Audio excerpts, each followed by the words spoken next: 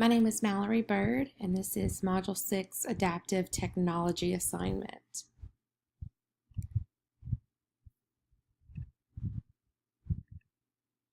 What is adaptive learning?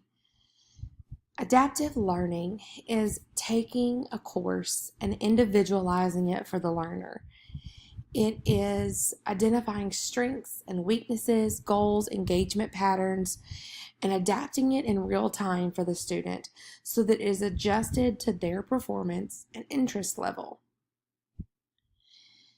McGraw-Hill is at the precipice of adaptive learning.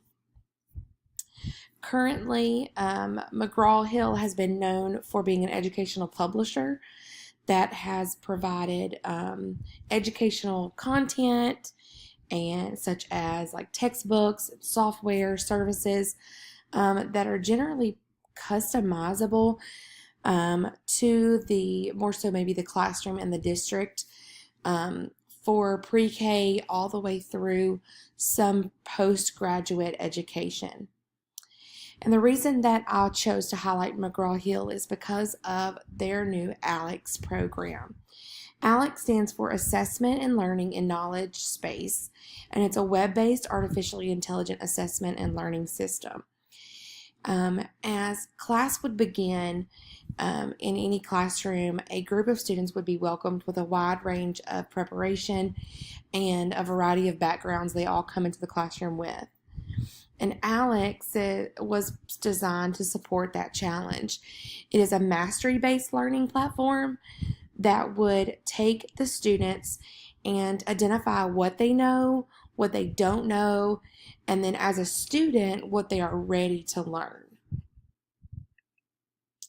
Looking at the adaptive learner path, here on the left, you have a traditional learner. This learner goes through the content in a very conventional linear setting where every learner must encounter every piece of content. However, on the right, you see that there's a learner experiencing only the content that she needs to see at any given moment, given mastery of the subject.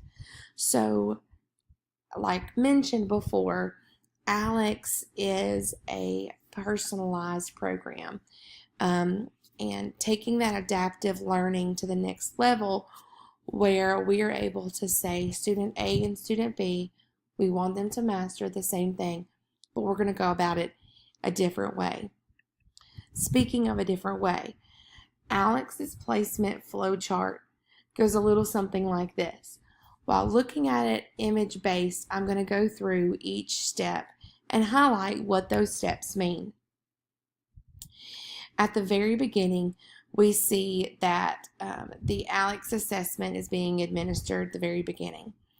And then we have data that is being looked at. Where is the student? Then a course is plotted and content is presented to the student based on the data that is accumulated by the results of that first ALEX assessment. Then throughout the learning in the course, students are formatively assessed. Now, based on their data, the ALEX program would do one of two things. Either adjust the course, say, okay, maybe the student is not learning at the path and the way we need to, so we're going to make some adjustments, or the ALEX program would continue with the e-learning path that the student was currently on, with the final goal to be mastery, the objective being met. If the course is needing to be adjusted, an assessment would then be given at a later time, data reviewed, and finally, when they are back on their right course, e-learning would continue at a growth pattern and the objective would be met. So McGraw-Hill explains it very simply. There is an assessment, then there's learning. There's an assessment, and there's more learning. In order for this to be used appropriately and correctly in the classroom, my goal would be to flip the classroom using that ALEKS program to prepare students at home before the activity in class. Then during class, students would be able to apply those concepts. Student would then be able to go back home and continue with the ALEKS program being assessed, and the program could then be altered, modified, or enriched based on the student's needs.